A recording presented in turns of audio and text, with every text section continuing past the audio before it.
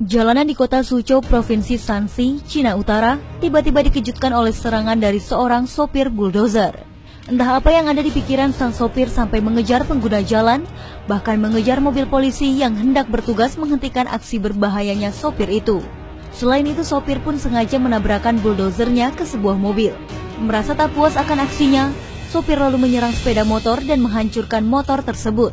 Beruntung, pengendara motor selamat. Aksi berbahaya sopir ini tentu membuat panik pengguna jalan. Namun sang sopir tetap tak mau menghentikan aksinya tersebut. Ia tetap menyerang apapun yang ada di hadapannya.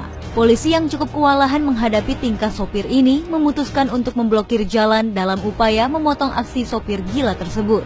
Karena tingkahnya yang teramat berbahaya, seorang polisi akhirnya menembak sopir tersebut.